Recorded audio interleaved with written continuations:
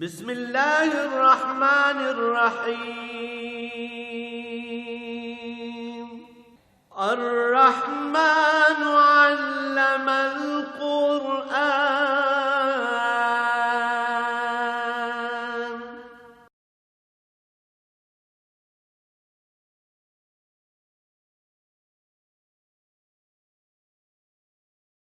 الحمد للہ رب العالمین والصلاة والسلام علی حبیبہ محمد وآلہ وصحبہ اجمعین اعوذ باللہ من الشیطان الرجیم بسم اللہ الرحمن الرحیم انما کان قول المؤمنین اذا دعوا الی اللہ ورسولہ لیحکم بینہم ان یقولوا سمعنا واطعنا وَأُولَئِكَ هُمُ الْمُفْلِحُونَ وَمَن يُطِعِ اللَّهَ وَرَسُولَهُ وَيَخْشَ اللَّهَ وَيَتَّقِهِ فَأُولَئِكَ هُمُ الْفَائِزُونَ وَأَقْسَمُوا بِاللَّهِ جُهْدَ أَيْمَانِهِمْ لَئِنْ أَمَرْتَهُمْ لَيَخْرُجُنَّ قُل لَّا تُقْسِمُوا طَاعَةٌ مَّعْرُوفَةٌ ان اللہ خبیر بما تعملون اللہم سبحانک لا علم لنا الا ما علمتنا انک انت العلیم الحکیم رب اشرح لی صدری ویسر لی امری واحلل عقدۃ من لسانی یفقہوا قولی رب زدنی علما مولا یا صلی وسلم دائما ابدا علی حبیبک خیر الخلق کلہم۔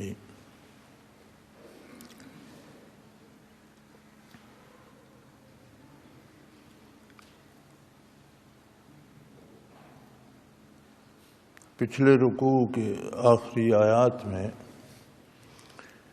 ان لوگوں کی بات چل رہی تھی کہ جن کے دلوں میں مرض ہے، بیماری ہے، یا کسی شک میں مبتلا ہے، یا انہیں یہ خوف ہے کہ اللہ یا اللہ کے رسول ان پر زیادتی کریں گے، ان کے مقابلے میں یہاں سے مومنین کی بات شروع ہوتی ہے۔ اللہ کریم نے ایک اصول ارشاد فرما دیا ہے جس میں ہر آدمی اپنے آپ کو جانچ سکتا ہے کہ وہ کتنا مومن ہے، کتنا سچا ایمان ہے اس کا۔ فرمایا انما کان قول المؤمنین اذا دعوا الی اللہ ورسولہ لیحکم بینہم ان یقولوا سمعنا واطعنا۔ مومنین کی شان یہ ہے کہ جب انہیں اللہ و اللہ کے رسول کی طرف بلایا جائے تاکہ وہ ان کے درمیان فیصلہ کریں تو وہ کہتے ہیں کہ ہم نے سن بھی لیا اور مان بھی لیا۔ وَأُولَئِكَ هُمُ الْمُفْلِحُونَ، ایسے ہی لوگ ہیں جو کامیاب ہوتے ہیں، فلاح پاتے ہیں، کامیابی پاتے ہیں۔ اب اس آیہ کریمہ میں پورے نظام زندگی کی بات آ گئی کہ جنہیں اللہ پر یقین ہے، ایمان ہے، اور اللہ کے رسول پر ایمان ہے، ان کے معاملات زندگی سارے اللہ و اللہ کے رسول کے حکم کے مطابق ہوتے ہیں۔ لِيَحْكُمَ بَيْنَهُمْ، کہ ان کے درمیان فیصلہ کریں، ہر بات کا فیصلہ کریں، تہذیب و تمدن کا، خرید و فروخت کا، عدالت کا، نظام تعلیم کا، یعنی پورا معاشرتی نظام جو ہے وہ اللہ و اللہ کے رسول کے حکم کے مطابق ہو۔ یہ شرط ایمان ہے۔ اور ہمارے عہد کا اب جو مسئلہ ہے کہ ہم دعویٰ تو سارے ایمان کا رکھتے ہیں، الحمدللہ، یہ بھی غنیمت ہے، لیکن ہماری کسی بھی معاملے میں یک رنگی نہیں ہے۔ ہمارے عدلیہ کے قوانین انگریزوں کے بنائے ہوئے ہیں، عہد غلامی کی یادگار ہیں، جو غلاموں کے لیے بنائے گئے تھے وہی آج تک ہم گھسیٹ رہے ہیں۔ ہمارے آپس کے تعلقات میں اسلام کی جھلک نظر نہیں آتی، بلکہ اب تو اس دور میں تو صرف مفادات کے تعلقات رہ گئے ہیں۔ کسی کو جب تک یہ لالچ ہو کہ یہاں سے مجھے کچھ ملے گا وہاں تک تعلق رکھتا ہے، جب یہ لالچ ختم ہو جائے تو کوئی کسی کا واقف نہیں بنتا۔ معاملات میں ہم ایک دوسرے کی گردنیں کاٹ رہے ہیں اور اپنی پسند کے فیصلے نافذ کرنا چاہتے ہیں۔ ہر ایک بندے نے بندوق اٹھائی ہوئی ہے اور دوسرے کے سینے پہ تانی ہوئی ہے۔ تو یہ ساری باتیں مل کر قانون نب تہذیب ہماری کوئی سمجھ نہیں آتی کہ ہماری اپنی تہذیب کیا ہے، ہمارا اپنا قومی لباس کیا ہے، ہماری اپنی قومی زبان کیا ہے۔ کوئی ہمارے پاس ایک مستقل دلیل نہیں ہے کہ یہ ہمارا قومی لباس ہے، یہ ہماری قومی زبان ہے، بلکہ 10 بندے بیٹھے ہوں تو 10 کے الگ الگ طرح کے لباس اور الگ طرح کے حلیے اور الگ الگ طرح کی سوچ۔ اور یہ جو ظاہر ہوتا ہے نا، حلیہ، لباس، بول چال، یہ باطن کا غماز ہوتا ہے، یہ اندر کی نشاندہی کرتا ہے۔ تو ہماری سوچوں میں اختلاف ہے، اس لیے ہمارے حلیے بھی مختلف ہیں، ہمارا کردار بھی مختلف ہے۔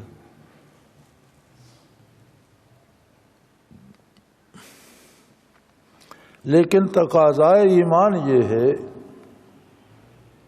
کہ جس میں نور ایمان ہو، جب اسے یہ دعوت دی جائے کہ تمہارے درمیان اللہ و اللہ کا رسول صلی اللہ علیہ وآلہ وسلم طے کریں گے کہ تمہیں کس طرح سے معاملات چلانے ہیں، کس طرح سے زندگی گزارنی ہے، کس طرح سے تعلقات استوار کرنے ہیں، گھریلو، خانگی، معاشی، معاشرتی، قومی، بین الاقوامی، تمام امور میں کس طرح سے تمہیں رہنا ہے۔ مجھے ایک صحابی رضی اللہ عنہ کی بات یاد آ رہی ہے۔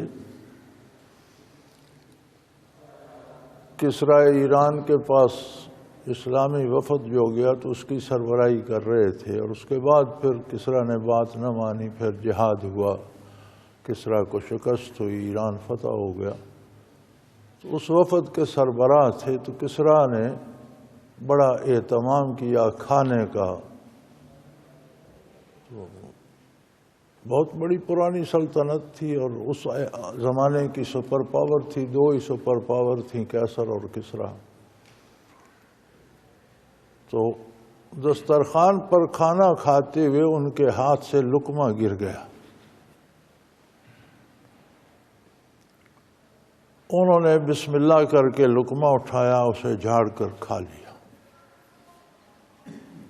جو ساتھی ساتھ بیٹھے تھے انہوں نے کونی ماری اور عرض کی کہ حضرت کسرا کا دربار ہے اور اس کے بڑے بڑے اہل دربار اور جرنیل اور بڑے معروف لوگ ہیں اس دعوت میں شریک، یہ کیا کہیں گے، یہ خلاف تہذیب ہے۔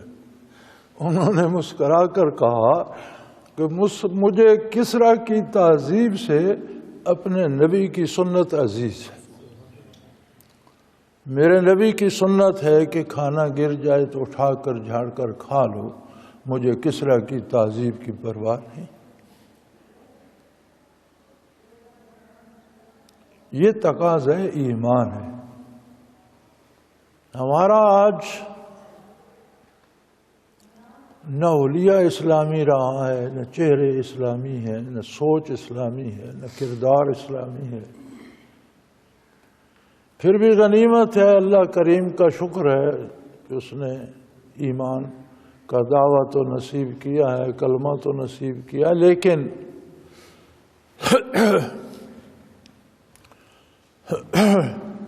کیا ہم لباس میں اکتفا کرتے ہیں کہ جی بس تہبند باندھ لیا ہے، یہ شلوار پہن لیا کافی ہے، باقی لباس کی ضرورت نہیں؟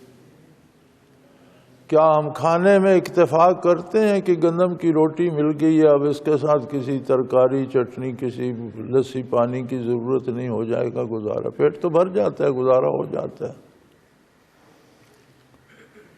کسی بات میں ہم کم سے کم پہ اکتفا نہیں کرتے، زیادہ سے زیادہ چاہتے ہیں، وہ کھانا ہو، لباس ہو، کاروبار ہو، جتنا زیادہ ہو جائے۔ صرف دین کے معاملے میں ہم کہتے ہیں کلمہ پڑھ لیا بس کافی ہے،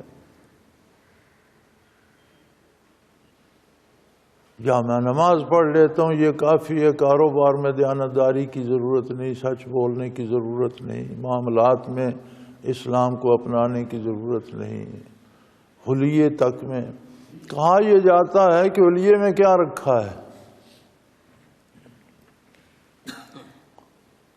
جب بات آتی ہے سنت کی تو سنت رسول اللہ صلی اللہ علیہ وسلم پر مدار کامیابی ہے۔ حلیہ بھی سنت میں آ جاتا ہے۔ حلیہ دل کا غماز ہوتا ہے، اندر کیا ہے باہر سے پتہ چلتا ہے۔ بادام کا باہر سے پتہ چلتا ہے کہ اندر بادام ہے، اخروٹ کا باہر کی جلد سے پتہ چلتا ہے اندر اخروٹ۔ اللہ کریم ہمیں توفیق دے۔ یہاں ایمان اور مومنین، ایمان والوں کی تعریف فرمائی ہے اللہ کریم نے کہ ایمان والے جو ہیں ان کی تو عادت یہ ہوتی ہے کہ جب انہیں اللہ کے رسول کی طرف بلایا جائے کہ وہ تمہارے درمیان فیصلہ کرے۔ اب فیصلہ سے مراد ہے کہ پورا نصاب زندگی کیسے طے ہو، معاملات، بیع و شراء، عدلیہ، نظام تعلیم، نظام سیاست، جزا و سزا، لین دین، سارا گھر سے فرد سے لے کر میاں بیوی میں تعلقات کیسے ہوں، اولاد کو کیسے پالا جائے، والدین کی خدمت کیسے کی جائے، پڑوسیوں کے حقوق کیا ہیں، بیمار و مساکین کے حقوق کیا ہیں، مزدوری کس طرح کرنی ہے، کس طرح کمانا حلال ہے، کس طرح سے لینا جائز نہیں ہے، یہ سارے معاملات فرد کی ذات سے لے کر قوم اور بین الاقوامی امور تک۔ آپ صلی اللہ علیہ وسلم کی نبوت کی دلیلوں میں سے ایک بہت بڑی دلیل یہ بھی ہے کہ آج سے 1500 سال قبل عرب کے ویرانوں اور صحراؤں میں آپ نے جلوہ افروز ہو کر پوری زندگی کا ایک نصاب دیا، اور کمال یہ ہے کہ حضور صلی اللہ علیہ وآلہ وسلم ساری انسانیت کے لیے نبی تھے، نبی ہیں، نبی رہیں گے، قیامت تک آپ ہی کی نبوت چل رہی ہے، کوئی نئی نبوت نہیں آئے گی۔ آج سے 1500 سال قبل زندگی کے اسالیب بنانا، ذاتی، قومی، بین الاقوامی، اقوام عالم کے لیے بنانا، اور پوری دنیا کے لیے اصول وضع کرنا، عبادات کے بھی معاملات کے بھی، یہ سوائے اللہ کے نبی کے کوئی نہیں کر سکتا۔ ملکوں کے دانشور جمع ہوتے ہیں، بڑی بحثیں کرتے ہیں، تجاویز دیتے ہیں، قانون بناتے ہیں، اکثر اوقات وہ قانون اپنے ملک میں بھی فٹ نہیں بیٹھتا، اس میں پھر ترمیمیں کرنی پڑتی ہیں۔ اور یہ تو خیر ہے ہی نہیں کہ کوئی پاکستان کا قانون ہندوستان میں لاگو ہو، یا ہندوستان کا قانون بنگلہ دیش میں لاگو ہو، یا مغرب کا مشرق میں چلے یا مشرق کا مغرب میں، نہیں، ممکن ہی نہیں۔ ایک ہی ایسا قانون ہے جو محمد الرسول اللہ صلی اللہ علیہ وسلم نے عطا فرمایا، روئے زمین پر ہر طرح کے موسم میں، ہر طرح کی غذا میں، ہر طرح کے لوگوں میں ایک جیسا مفید اور قابل عمل ہے۔ آپ نے جو عبادات ارشاد فرمائی، آپ دیکھ لیں روئے زمین پر مسلمان وہ عبادات کر رہے ہیں، کسی ملک میں، کسی موسم میں، کسی فضا میں کوئی مشکل نہیں۔ ایسے ہی معاملات بھی جو حضور نے ارشاد فرمایا روئے زمین پر قابل عمل ہے۔ تو فرمایا تقاضائے ایمان یہ ہے کہ بندہ تڑپ کر، لپک کر، بھاگ کر اسلامی طرز حیات کو، اسلامی تہذیب کو، اسلامی تمدن کو اپنائے، اور ایک ہی بات کہے سمعنا واطعنا، کہ ہم نے اللہ و اللہ کے رسول کا حکم سن لیا، ہم سراپا اطاعت، کوئی بہانہ، کوئی عذر نہیں تراشا جائے گا۔ فرمایا وَأُولَٰئِکَ هُمُ الْمُفْلِحُونَ، یہ لوگ ہیں جو کامیاب ہوتے ہیں۔ فلاح وسیع المانی لفظ ہے قرآن کریم کا، جنہیں فلاح نصیب ہوتی ہے دنیا کی زندگی میں بھی، موت میں بھی، ما بعد الموت برزخ میں بھی، میدان حشر میں بھی، آخرت میں بھی، ہر جگہ کی کامیابی کو ضامن ہے یہ لفظ، ہر جگہ کامیابی نصیب ہوتی ہے۔ فرمایا حقیقت بھی یہی ہے، وَمَن يُطِعِ اللَّهَ وَرَسُولَهُ وَيَخْشَ اللَّهَ وَيَتَّقِهِ،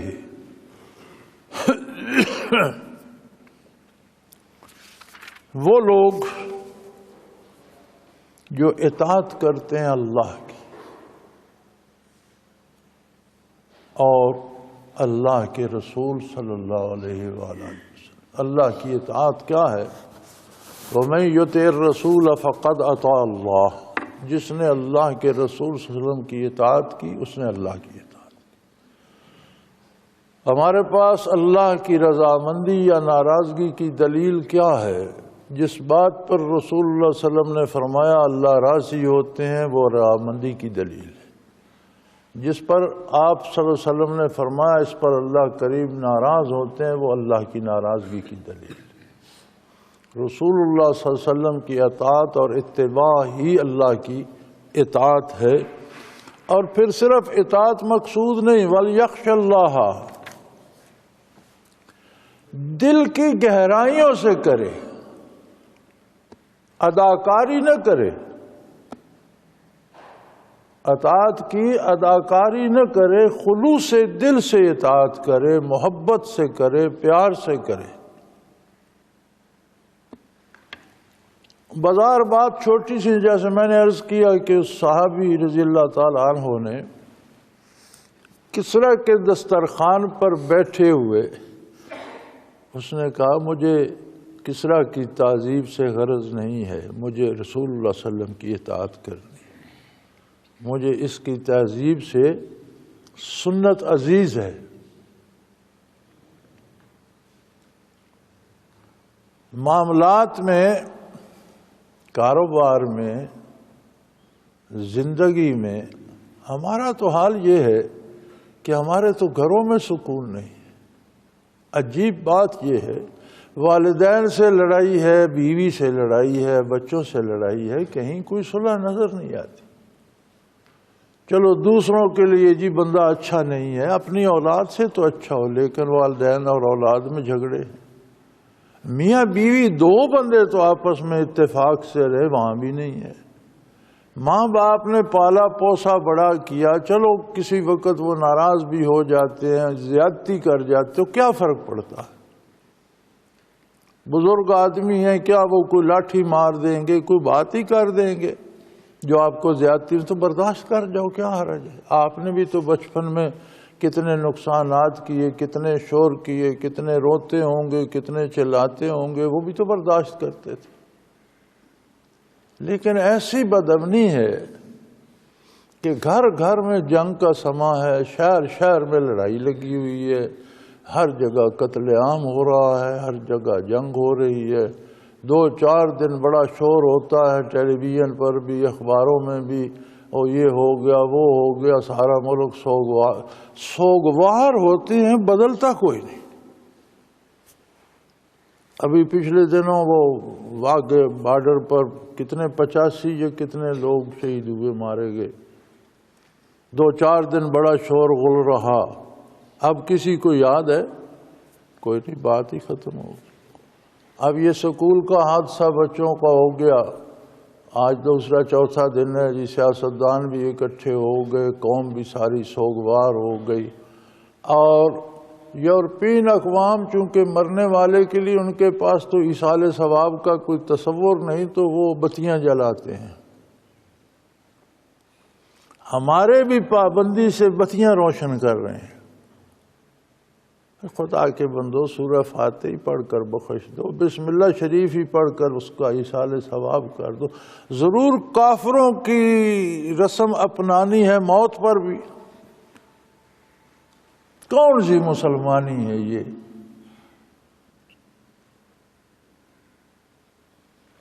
مسلمان تو وہ تھے جنہوں نے ایک شہنشاہ کے سامنے بھی کہا کہ مجھے بادشاہ کی تعظیم سے نہیں، اپنی نبی کی سنت سے پیار ہے۔ ایک ہم ہے کہ ہمیں نہ کچھ لینا نہ دینا، نہ کسی نے کہا ہے۔ پورے پاکستان میں جگہ جگہ شمع روشن ہیں، چونکہ عیسائی شمع جلاتے ہیں، ان کے پاس، مغربی اقوام کے پاس ایصال ثواب کا کوئی تصور نہیں ہے، تو وہ بتیاں جلاتے ہیں یا پھول لے کر پھینک دیتے ہیں۔ ہم بھی یہی کرتے ہیں، پھولوں کا ایک گلدستہ لیا، ایک موم بتی لیا، پھول پھینک دیے، بتی جلا دی۔ یہ شمع 2 دن جلیں گی، پھر ہم بھول بھال جائیں گے، پھر وہی ہم ہوں گے اور وہی ہمارے حالات ہوں گے۔ تو فرمایا تقاضۂ ایمان یہ ہے کہ اللہ و اللہ کے رسول کی اطاعت کی جائے، فرما برداری کی جائے، اور دل کی گہرائی سے کی جائے، خلوص دل سے کی جائے، وَيَتَّقِهِ، اور اللہ کا تقوی نصیب ہو۔ اردو میں تو تقوی کا ترجمہ کہیں ڈر کر دیتے ہیں، یہ ترجمہ اس قرآن کریم میں پرہیزگاری کر دیا گیا ہے، یہ تھوڑا سا بہتر ہے ڈر سے۔ لیکن تقوی کا مفہوم عربی میں یہ ہے کہ ایک ڈر ہوتا ہے رشتوں میں دراڑ آنے کا، کہ میں یہ کام کروں گا تو کہیں میرا دوست ناراض نہ ہو جائے، یا بھائی ناراض نہ ہو جائے، یا والد صاحب ناراض نہ ہو جائیں، کوئی عزیز ہستی خفا نہ ہو جائے۔ جب یہ نسبت اللہ سے ہو تو پھر یہ اس کا دائرہ بڑھ جاتا ہے، چونکہ اللہ ہر چیز کو جانتا ہے۔ میں ایسا سوچوں گا بھی تو شاید اللہ کریم اسے پسند نہ فرمائے، میں یہ لفظ زبان سے نکالوں گا تو شاید اللہ کریم اسے پسند نہ فرمائے، میں یہ کام کروں گا تو کہیں اللہ کریم ناراض نہ ہو جائیں، یہ تقوی ہوتا ہے۔ تو فرمایا اللہ اور اللہ کے رسول کی اطاعت میں 2 چیزیں ہوں، ایک خلوص سے دل کی گہرائی سے کی جائے، اداکاری نہ کی جائے، اس سے تقوی پیدا ہوتا ہے، اس سے وہ تعلق اللہ کریم سے پیدا ہو جاتا ہے کہ پھر اس کی ناراضگی سے ڈر لگنے لگتا ہے۔ فَأُولَٰئِكَ هُمُ الْفَائِزُونَ، جس لوگوں کو یہ نعمت نصیب ہو جائے وہ اپنی منزل پا گئے، وہ مراد کو پا گئے، وہ کامیاب ہو گئے۔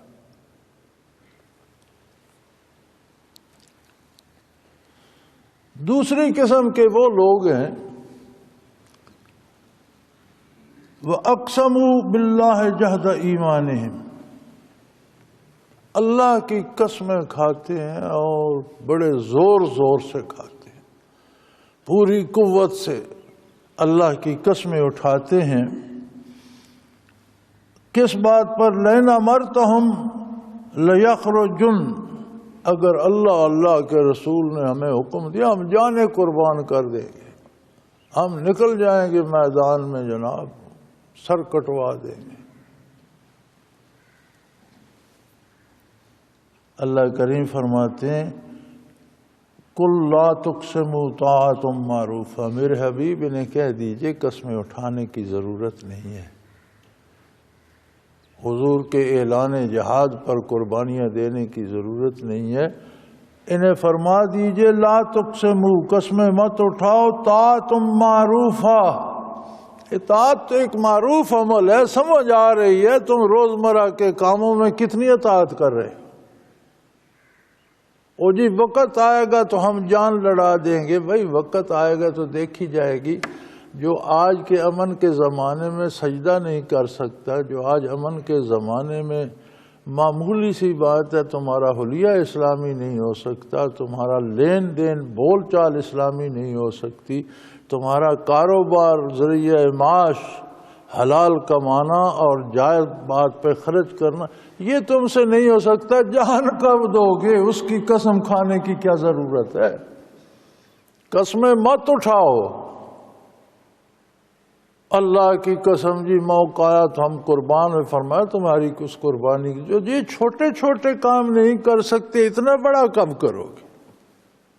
لا تقسموا، قسمیں مت اٹھاؤ، اس لیے کہ طاعت معروفہ، اطاعت جو ہے یہ نظر آتی رہتی ہے، معروف چیز ہے، پتہ چلتا رہتا ہے کہ کون کتنی اطاعت الہی کر رہا ہے، کتنا اتباع رسول صلی اللہ علیہ وسلم کر رہا ہے۔ یہ تمہارے کردار سے، تمہاری بول چال سے، تمہارے لین دین سے، تمہارے اٹھنے بیٹھنے سے ظاہر ہو رہا ہے۔ اور جو روزمرہ کے معمولی کاموں میں اطاعت نہیں کر سکتا اسے قسمیں اٹھانے کے کیا وہ جان کب دے گا؟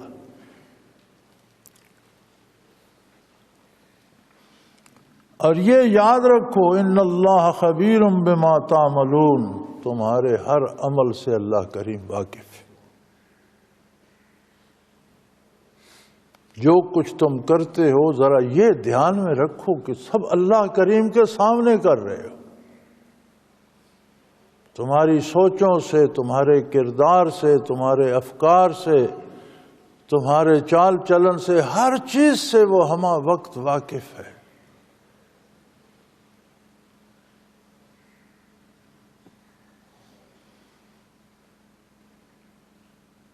قُلْ اطیعوا اللَّهَ وَاطیعوا الرَّسُولَ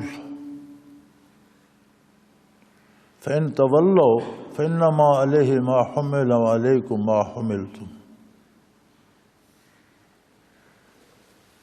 وَإِن تُطِیعُوا تَهْتَدُوا وَمَا عَلَى الرَّسُولِ إِلَّا الْبَلَاغُ الْمُبِینُ۔ آپ ان سے فرما دیجئے کہ دعوے نہ کرو، قسمیں نہ اٹھاؤ، یہ کر دیں گے وہ، اس کی ضرورت نہیں۔ اطیعوا اللہ و اطیعوا الرسول، اللہ کی اطاعت اپناؤ، اللہ کے رسول صلی اللہ علیہ وسلم کی اطاعت کرو۔ آپ کی اطاعت میں ہی اللہ کریم کی اطاعت ہے، لہذا عملی زندگی میں حضور اکرم صلی اللہ علیہ وسلم کا اتباع اختیار کرو، عملی زندگی میں آپ کی اطاعت کرو۔ اور اگر تم اس بات سے منہ پھیرتے ہو، اگر تم اطاعت نہیں کرتے، حضور کی سنت کو نہیں اپناتے، آپ کی طرز حیات کو نہیں اپناتے، آپ کے انداز فکر کو نہیں اپناتے، تو اس کے ذمہ دار تم ہو، اس لیے کہ فَإِنَّمَا عَلَيْهِ مَا حُمِلَ، آپ صلی اللہ علیہ وسلم پر آپ کی اپنی ذمہ داری ہے، آپ صلی اللہ علیہ وسلم کی ذمہ داری ہے کہ وہ پورے طریقے حیات میں تمہاری رہنمائی کریں، اللہ کریم کے احکام تم پر پہنچا دے۔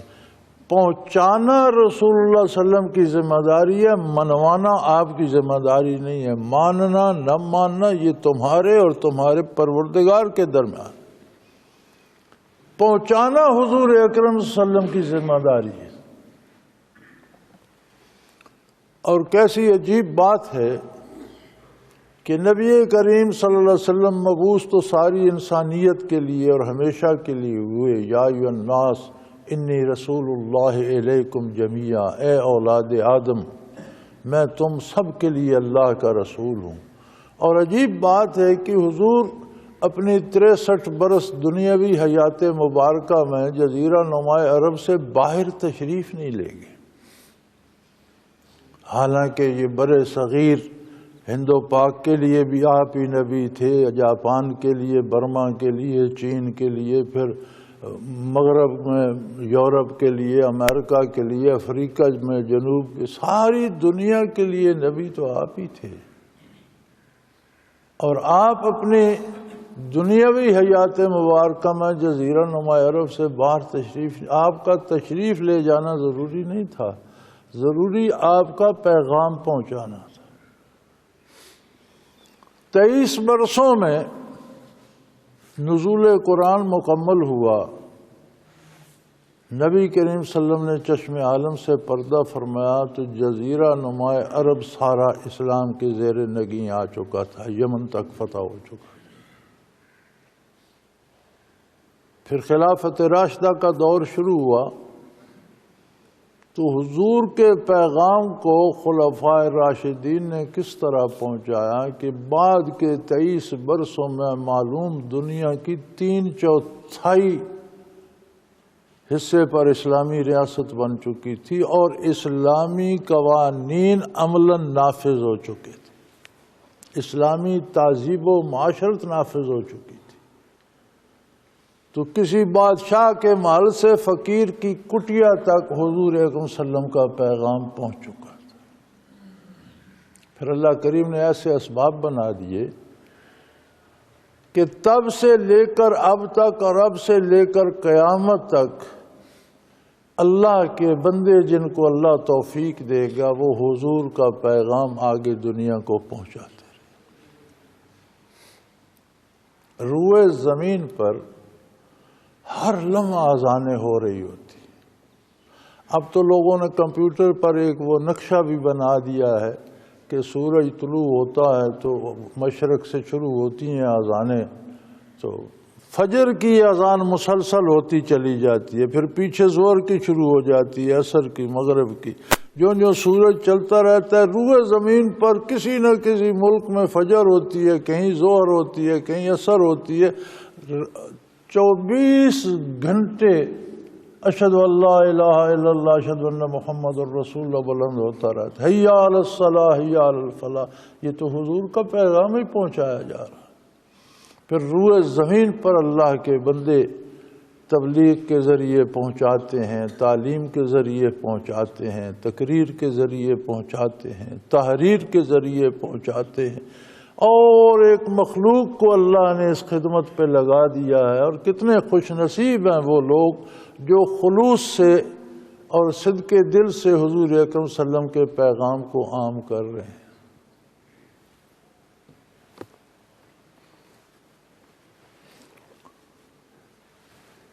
یہ بھی ایک عجیب بات ہے کہ گزشتہ انبیاء اور رسل کے واقعات اور تاریخ دیکھی جائے تو پتہ چلتا ہے کہ رفتہ رفتہ ان کے ادیان جو تھے وہ دنیا سے نابود ہوتے گئے، ماننے والے لوگ اٹھتے گئے، دین کی جگہ رواجات اور رسومات آ گئیں، تاکہ کوئی دین بتانے والا باقی نہ رہا۔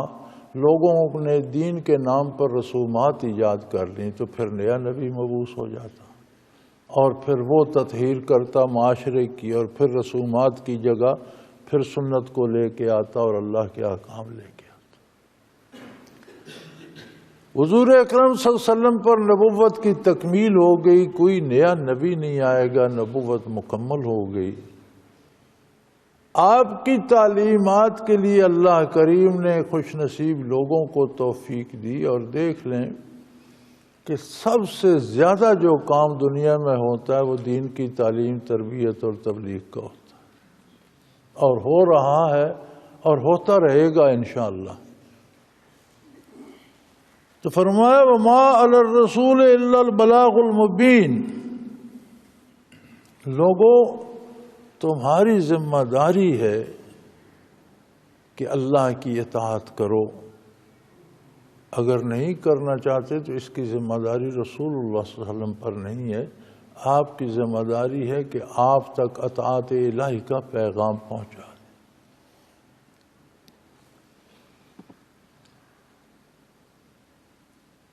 اور وَإِن تُطِیعُوا تَهْتَدُوا، اگر تم حضور کی اطاعت کرو گے ہدایت پا جاؤ گے، سیدھے راستے پہ آ جاؤ گے، گھر کی طرف چلے جاؤ گے۔ بنی آدم کا گھر تو جنت ہے نا. تم ہدایت یعنی سیدھا راستہ پا جاؤ گے، اپنے گھر چلے جاؤ گے. اگر اس کا مطلب ہے نہیں کرو گے تو سیدھے راستے سے بھٹک جاؤ گے. جہنم تو جیل خانہ ہے، گھر تو نہیں ہے. جہنم تو زندان الہی ہے، عذاب کی جگہ ہے، اس میں جا گرو گے. وَإِن تُطِيعُوهُ تَهْتَدُوا، اگر تم حضور اکرم صلی اللہ علیہ وسلم کی اطاعت کرو گے ہدایت پا جاؤ گے.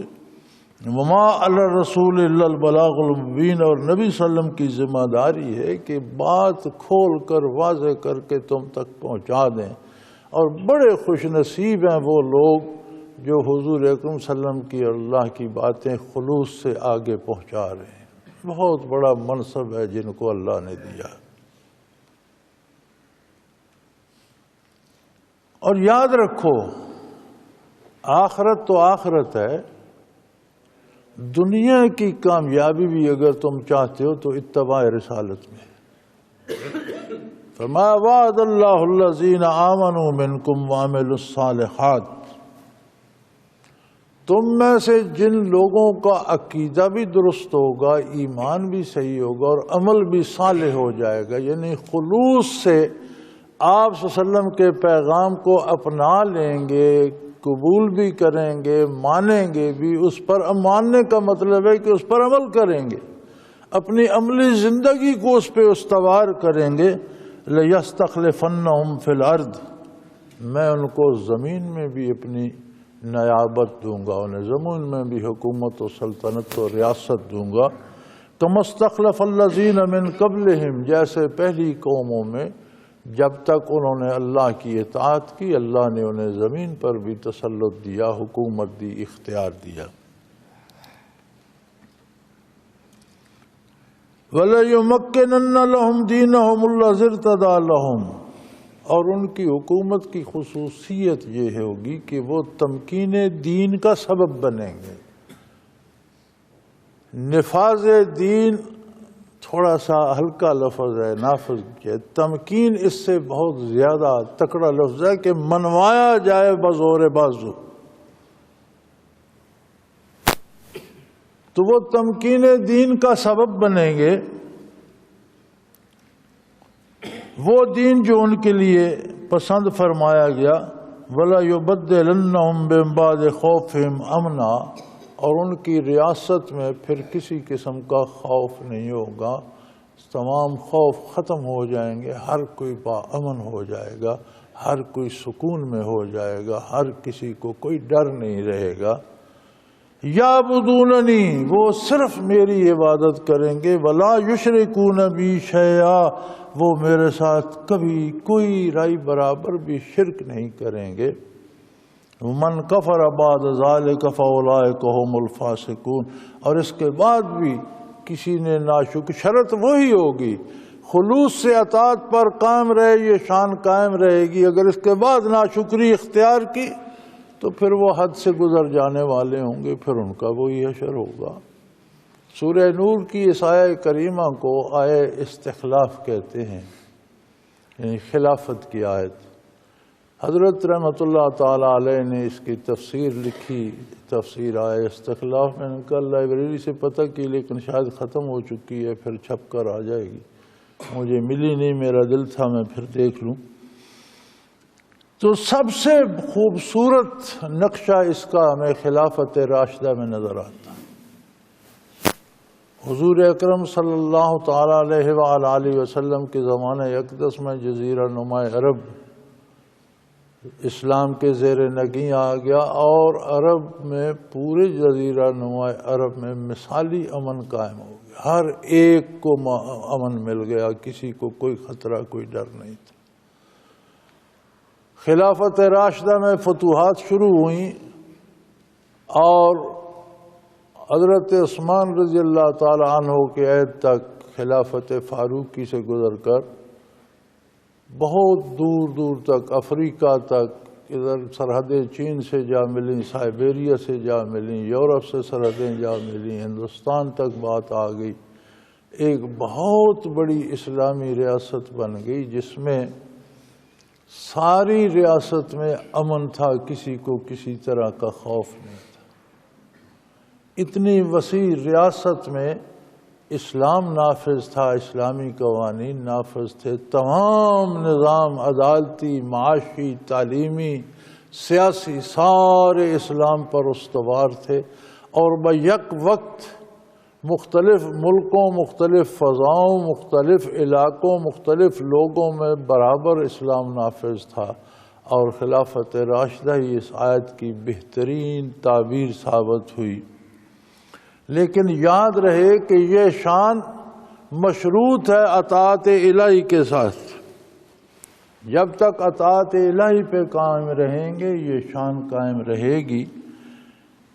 اگر اس کے بعد ناشکری کریں گے، من کفر بعد ذالک، جس نے اس کے بعد ناشکری کی، کفر کیا، اللہ کی اطاعت سے انکار کیا، تو وہ حد سے گزر جانے والا ہوگا، پھر اس کے ساتھ یہ وعدہ نہیں رہے گا۔ تو خلافت راشدہ قرآن کریم کے بنائے ہوئے اس نقشے کی بہترین اور خوبصورت تعبیر ہے۔ مورخ لکھتے ہیں، عالمی تاریخوں میں اٹھا کر دیکھیے کہ 26 لاکھ مربع میل علاقہ فتح ہوا حضرت فاروق اعظم رضی اللہ تعالی عنہ کے 10 سالہ دور خلافت میں۔ 35,000 بہت بڑے بین الاقوامی سطح پہ جنہیں بڑا کہا جائے وہ شہر اس میں آئے۔ یوں تو چپا چپا زمین کا آباد ہے، لیکن بڑے شہر جو تھے وہ 35,000 تھے۔ اتنے وسیع علاقے میں مورخ لکھتے ہیں کہ کسی عورت کی چیخ، کسی بوڑھے کی آہ، کسی بچے کے آنسو دکھائی نہیں دیتے، ورنہ جہاں فاتح فوجیں جاتی ہیں، قرآن کریم نے بھی اس کا نقشہ کھینچا ہے۔ ملکہ سبا، ملکہ بلقیس نے کہا تھا کہ ان الملوک اذا دخلوا قریۃ افسدوها وجعلوا عزت اہلها اذلہ وکذالک یفعلون۔ بادشاہ جب فتح کر کے کسی شہر میں، کسی ملک میں داخل ہوتے ہیں تو اسے تہ و بالا کر دیتے ہیں، وہاں کے معززین کو رسوا کر دیتے ہیں اور اینٹ سے اینٹ بجا دیتے ہیں۔ وکذالک یفعلون، فاتح فوجیں تو ایسا ہی کرتے ہیں۔ لیکن خلافت راشدہ کی فاتح فوجیں جہاں پہنچی، لوگوں کے آنسو پوچھے، لوگوں کو امن نصیب ہوا، اور لوگوں نے شکر کیا کہ الحمدللہ یہ لوگ آئے ہیں کہ ہمیں امن نصیب ہوا ہے۔ اور یہ مثال تھی نفاذ اسلام کی۔ آج تو ہمارے برائے نام دانشور جو ہیں نا، آج کی دانشوری کا معیار تو یہ ہے کہ موٹا سا چشمہ لگا ہوا اور سر سے بال اڑے ہوئے ہوں، چہرے پر جھریاں ہوں، اور اسلام کے خلاف منہ کھول کے بولتا ہو، اسے دانشور کہتے ہیں۔ یہ تو کہتے ہیں اسلام قابل عمل نہیں ہے۔ اور کوئی طرز حیات ایسا قابل عمل بتاؤ جس نے بیک وقت افریقہ سے چین تک اور یورپ سے جاپان تک حکومت کی ہو اور ایک ہی نظام نافذ کیا، اور ہر قوم، ہر ملک، ہر قوم کے لیے وہی نظام سب سے بہترین ثابت ہوا، کوئی دوسرا نظام مقابلے میں لا کر دکھاؤ۔ جب اپنے مزاج بگڑ جائے نا، بندہ جب بیمار ہو جائے، اس کے منہ کا ذائقہ بگڑ جائے تو اسے کھانا بھی کڑوا لگتا ہے اور دودھ بھی پھیکا لگتا ہے اور غذائیں بھی بے مزہ لگتی ہیں۔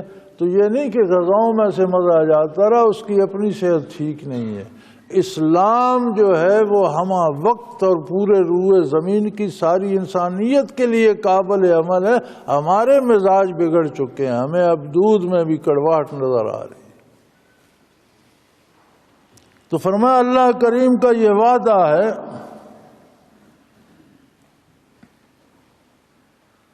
وعد اللہ، اللہ کریم کا وعدہ ہے۔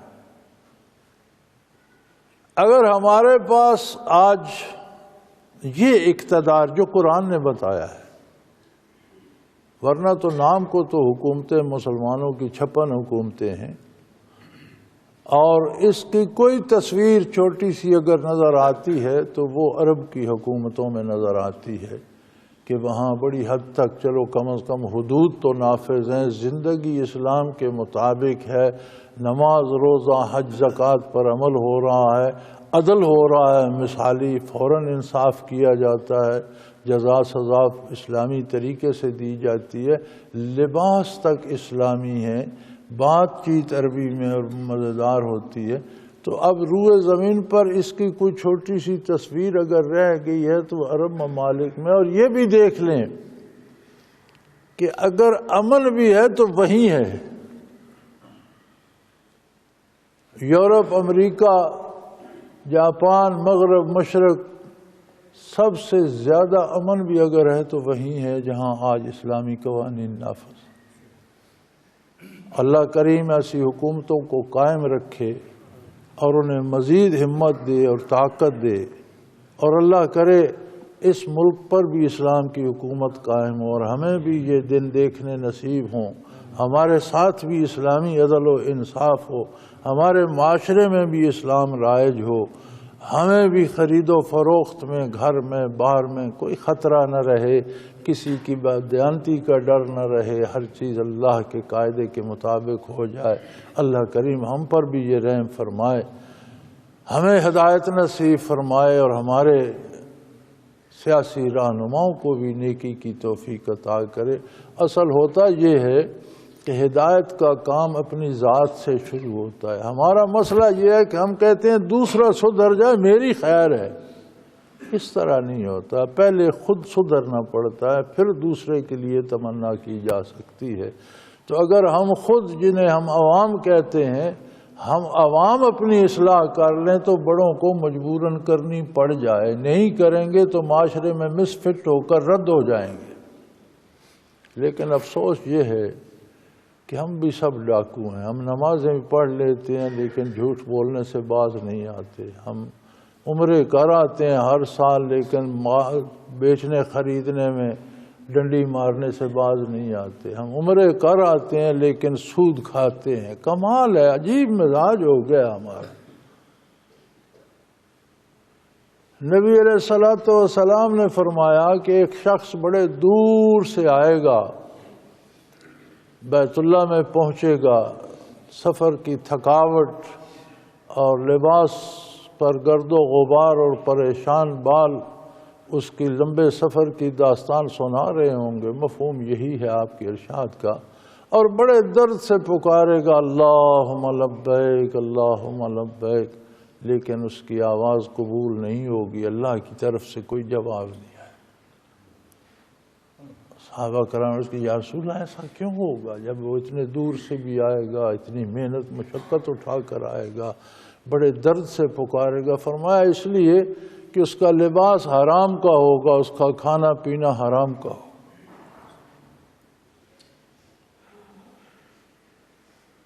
ہمارا اب یہ عالم ہے کہ یہاں یہ بھی دیکھا گیا ہے کہ ایک بندہ وہ ڈاکخانے والوں کے پاس گیا، بھائی میری رقم کے سود کا حساب کر دو، کتنا بنتا ہے جی؟ اتنا بنتا ہے، وہ مجھے دے دو۔ کیوں جی؟ مجھے حج پر جانا ہے۔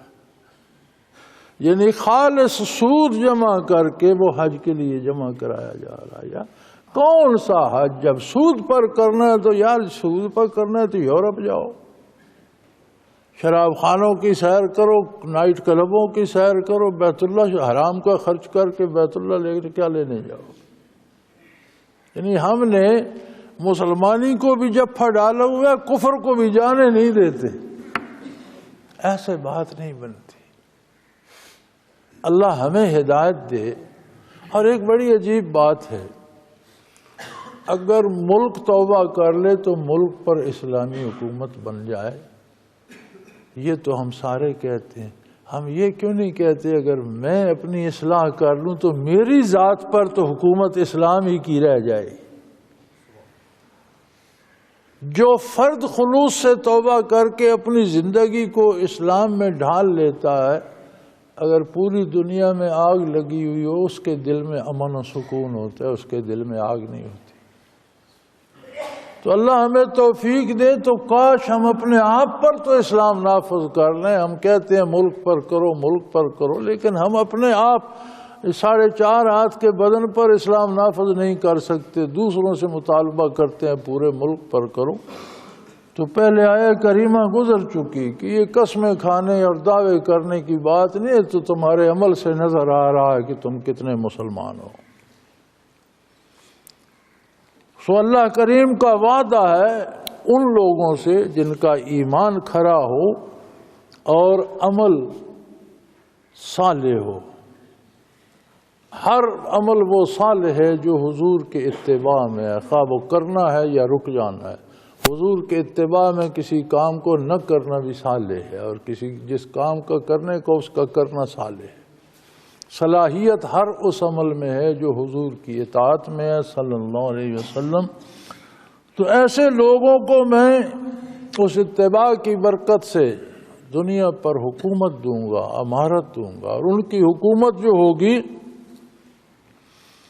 یمکنن لہم دینہم، ان کے دین کو نافذ کرے گی. ان کی حکومت دین کو تمکین، قبضہ، تسلط دے گی. دین مسلط ہوگا، یعنی کوئی دین کے بغیر کچھ کر نہیں سکے گا. دینی حدود کو توڑنے کی کوئی جرت نہیں کرے گا.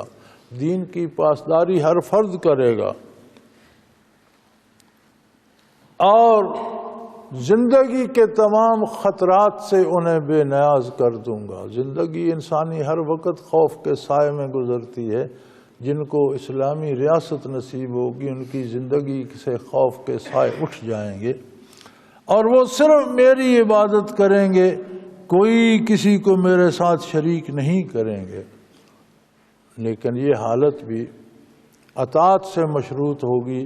جب تک اطاعت پہ کاربند رہیں گے یہ انعامات انہیں ملتے رہیں گے. اگر انہوں نے بھی ناشکری اختیار کی تو پھر وہ حد سے گزرنے جانے والے بدکار لوگ ہوں گے. لوگوں،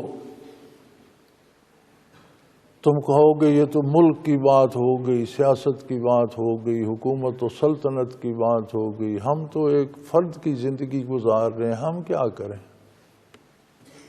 ہمیں تو کوئی حکومت بھی نہیں چاہیے، ہمیں تو کوئی سلطنت تو ریاست بھی نہیں چاہیے، ہمیں تو ذاتی زندگی سے سروکار ہے. فرمایا وَأَقِیمُوا الصَّلَاةَ وَآتُوا الزَّکَاةَ وَأَطِیعُوا الرَّسُولَ. تم فرد کے بارے پوچھتے ہو؟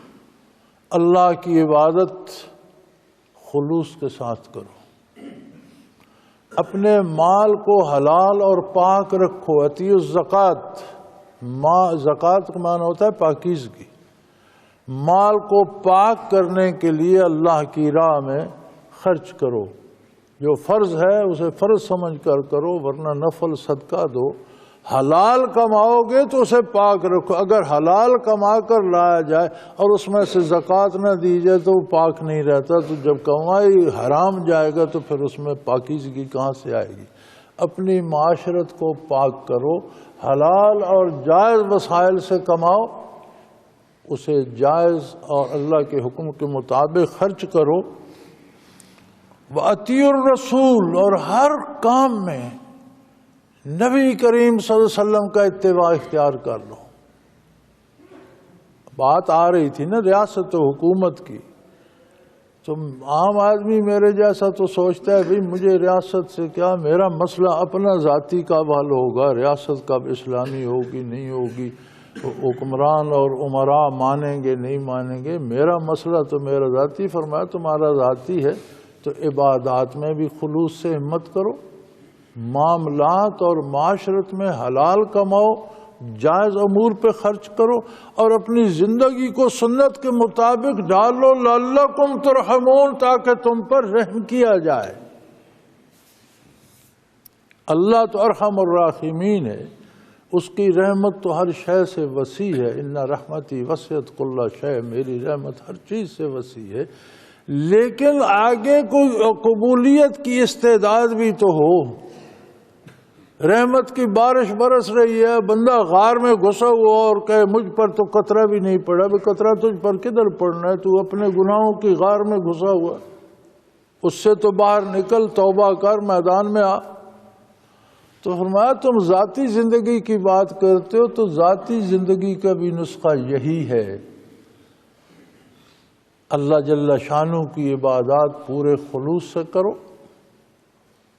اور رزق حلال کماؤ، اسے طیب رکھو، اس کی زکوٰۃ دو، اس کی پاکیزگی کا اہتمام کرو، اور تمام امور میں واطیعوا الرسول، رسول اللہ صلی اللہ علیہ وسلم کی اطاعت کرو، لعلکم ترحمون، تاکہ تم پر رحم فرمایا جائے۔ وَلَا تَحْسَبَنَّ الَّذِينَ كَفَرُوا مُعْجِزِينَ فِي الْأَرْضِ وَمَأْوَاهُمُ النَّارُ وَلَبِئْسَ الْمَصِيرُ۔ یہ جو تمہیں وہم آتا ہے جی دنیا کی حکومتیں تو کافروں کے پاس ہیں، فرمایا اس وہم کو دل سے نکال دو۔ کافر کبھی سکون سے نہیں ہو سکتا، دنیا میں اس کے پاس اقتدار ہے تو تمہاری کمزوریوں کی وجہ سے، یہ تمہاری نالائکی ہے کہ تمہارے ساتھ اللہ کا وعدہ ہے اقتدار اعلیٰ کا، لیکن جو شرطیں ہیں وہ تم پوری نہیں کرتے۔ وعدے کا تو مطالبہ کرتے ہو کہ اللہ کا وعدہ ہے ہمیں اقتدار دے، لیکن جو شرائط اس وعدے کے ساتھ ہیں کہ تم یہ کرو گے تو یہ وعدہ ہے، وہ شرطیں تو تم پوری نہیں کرتے۔ نتیجہ یہ ہے کہ جیسی حکومتیں تمہارے پاس ہیں اس سے تکڑی حکومتیں کافروں کے پاس ہیں، لیکن پھر بھی کافر حکومت لے کر کامیاب نہیں ہوتا، اس لیے کہ وَمَأْوَاهُمُ النَّارُ، کافر کا انجام جہنم ہے۔ اور یاد رکھو آخرت بہت مضبوط ہے اپنے اثر کے لحاظ سے، اور دنیا بہت کمزور ہے۔ کافر کی چونکہ آخرت جہنم ہے تو جہنم کے اثرات اس کی دنیاوی زندگی میں بھی اس کے قلب پر آتے رہتے ہیں، اور ہمیشہ پریشان رہتا ہے، ہمیشہ دکھوں میں گرفتار رہتا ہے، ہمیشہ کسی نہ کسی پریشانی میں مبتلا رہتا ہے، اسے دنیا میں بھی سکون نہیں ملتا، اور آخرت میں اس کے لیے دوزخ ہے، وَلَبِئْسَ الْمَصِيرُ، جو بہت ہی برا ٹھکانہ ہے۔ بالفرض اگر تمہیں یہ وہم ہے کہ کافر دنیا میں بہت مزے کر رہا ہے تو کتنا عرصہ کرے گا؟ بالآخر انجام کار تو اسے دوزخ میں جانا ہے۔ ایک آدمی سزائے موت کا قیدی ہے، عجیب بات ہے کہ جیل میں سزا موت کے قیدی جو کوٹھریوں میں ہوتے ہیں ان کے لیے الگ کھانے کا اہتمام ہوتا ہے، اور وہ کھانا جیل میں تو کھانا ایسا ہوتا ہے جیسے جانوروں کو دیا جانا ہے، ان کا پیٹ بھرنا ہے، لیکن وہ جو پھانسی کی کوٹھریوں میں قیدی ہوتے ہیں ان کے لیے جو بنتا ہے وہ گھر سے بہتر ہوتا ہے۔ ان کی ہانڈی ترکاری بھی الگ بنتی ہے، چپاتیاں الگ بڑی مزیدار اور بڑے اہتمام سے دیا جاتا ہے۔ کوئی قیدی یہ نہیں سوچتا کہ یار یہ کھانا کھانے کے لیے اللہ مجھے بھی پھانسی کوٹھری میں لے، وہ کہتے ہیں بس بھائی بابا اس کھانے سے باز آئے، اس کوٹھری سے اللہ بچائے۔ وہ کتنے دن کھائیں گے، انہیں آخر پھانسی پہ لٹک جانا۔ کافر کے پاس اگر چند روزہ دولت یا اقتدار ہے تو وہ تو پھانسی گھاٹ پہ کھڑا ہے، کب تاریخ نکلے گی، اسے تو جہنم جانا ہے، کب موت آئے گی جہنم چلا جائے گا، پھر کیا اسے کیا فائدہ ملا، کیا کمایا اس نے، کیا عیش کیا اس نے، کیا اقتدار کے مزے لیے اس نے، جسے بالآخر جہنم میں جانا ہے۔ چند روزہ دنیاوی زندگی میں تم کافر کے اقتدار سے مت گھبراؤ، اپنی ذات پر سکون چاہتے ہو تو بھی اللہ کی اطاعت کرو، اور ملک پر اسلامی حکومت چاہتے ہو تو ملک کو اس اللہ کی اطاعت اور اللہ کے رسول کے اتباع پہ لگاؤ۔ وآخر دعوانا ان الحمدللہ رب العالمین۔ اللہ اللہ اللہ اللہ اللہ اللہ اللہ اللہ۔ حضرت امیر محمد اکرم آوان مد ذلہ العالی دارالعرفان منارہ ضلع چکوال میں سالہ سال سے قرآن و حدیث کے اوپر خطابات کر رہے ہیں، اور سلسلہ نقشبندیہ اویسیہ کے مطابق لوگوں کو ذکر الہی کی تربیت دے رہے ہیں۔ وہ قرآن پاک کی تفسیر ترتیب وار بیان کر رہے ہیں۔ تفسیر قرآن کو وہ موجودہ ملکی اور بین الاقوامی حالات کے مطابق بیان کرتے ہیں۔ موٹر وے سے کلر کہار کے انٹرچینج سے نکلتے ہوئے، کلر کہار کی جھیل سے ہوتے ہوئے، میانی، بوچھال اور نور پور سے گزرتے ہوئے دارالعرفان منارہ پہنچ سکتے ہیں۔ حضرت امیر محمد اکرم آوان نے بچیوں اور بچوں کی دینی اور دنیاوی تعلیم کے لیے سقارہ اکیڈمی کے نام سے ایک درسگاہ بھی قائم کی ہے، جس کا افتتاح ملک پاکستان کے صدر جنرل محمد ضیاء الحق نے اپنے دست مبارک سے کیا تھا۔ وہ تمام احباب جو اسلام کی طلب رکھتے ہیں، ان سے گزارش ہے کہ دارالعرفان منارہ ضلع چکوال میں امیر محمد اکرم آوان صاحب کے خطابات سے مستفید ہوں۔ وہ ہر جمعے کو نماز سے پہلے بیان فرماتے ہیں۔ ہر ماہ کی پہلی اتوار کو ماہانہ اجتماع ہوتا ہے، جس میں آپ خصوصی خطاب فرماتے ہیں اور پاکستان کے چاروں صوبوں سے احباب اس اجتماع میں شرکت کرتے ہیں۔ اس کے علاوہ یہاں سال میں 2 مرکزی اجتماعات بھی ہوتے ہیں، ایک رمضان المبارک میں اعتکاف کا اجتماع اور دوسرا جولائی اور اگست میں 40 دن کا اجتماع ہوتا ہے، جس میں روحانی تربیت کی جاتی ہے۔